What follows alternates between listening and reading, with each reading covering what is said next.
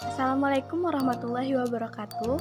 Perkenalkan, nama saya Khofifah Indah Firdaus dengan NIM 19045071. Nah, pada pertemuan kali ini kita akan membahas terkait administrasi tata usaha sekolah, di mana materinya akan saya jelaskan berikut ini. Simak dan dengarkan ya.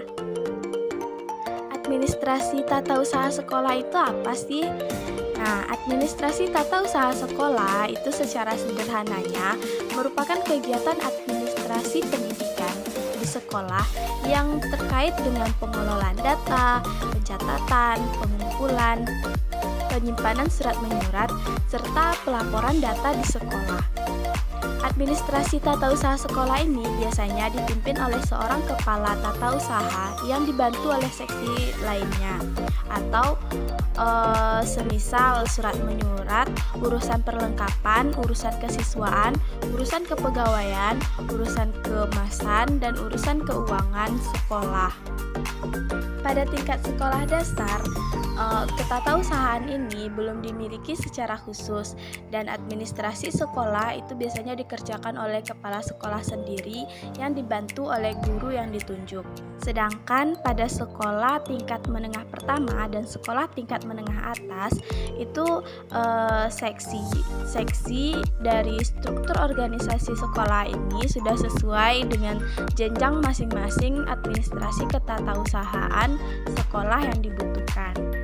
Dalam menjalankan tugasnya, kepala ketatausahaan sekolah ini memiliki beberapa tugas, diantaranya yaitu menyusun program tata usaha sekolah, mengelola keuangan sekolah, mengurus administrasi ketenagaan dan siswa, membina dan mengembangkan karir pegawai tata usaha sekolah, mengurus administrasi perlengkapan sekolah, dan menyusun laporan pelaksanaan kegiatan pengurusan ketatausahaan secara berkala.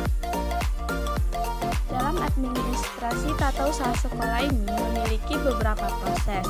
Di antaranya yang pertama adalah proses tata persuratan, di mana ini merupakan kegiatan tata persuratan yang menyangkut materi yang lingkupnya esensial dalam komunikasi kedinasan, di mana proses ini meliputi penentuan jenis surat, sifat surat, dan format surat, yang mana menampung bentuk reduksional serta penggunaan sarana pengamanan surat serta kewenangan penandatanganan.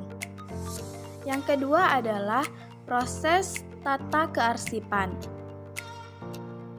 Penataan pengarsipan secara sederhana dapat dipahami sebagai usaha untuk menjaga atau melestarikan suatu informasi yang memiliki nilai penting untuk disimpan pada suatu saat diperlukan, dapat ditentukan kembali untuk berbagai keperluan.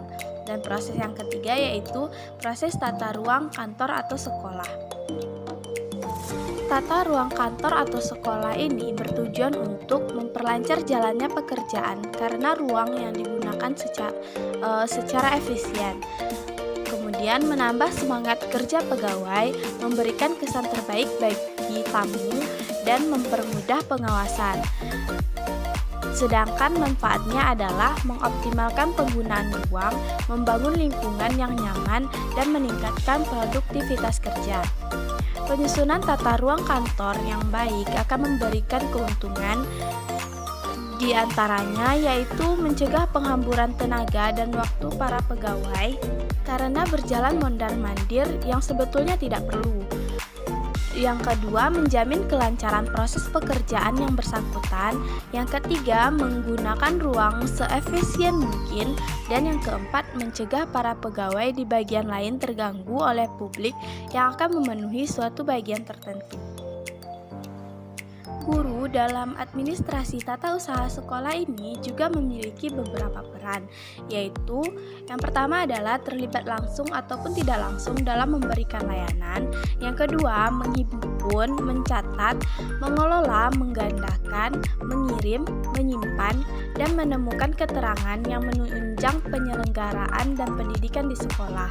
Dan yang ketiga adalah membantu perkembangan lembaga persekolahan yang kreatif dan inovatif demi meningkatkan pelayanan internal maupun eksternal di lingkungan sekolah. Sedangkan optimasi guru dalam administrasi tata usaha sekolah ini adalah guru harus patuh pada tugas yang diberikan kepadanya. Itu adalah poin yang pertama. Yang kedua, yaitu guru harus bertanggung jawab atas tugasnya. Yang ketiga, guru harus siap dalam memberikan bantuannya. Yang keempat, guru harus aktif menyukseskan program sekolah. Dan yang terakhir, guru harus patuh pada pihak penanggung jawab akan pelaksanaan.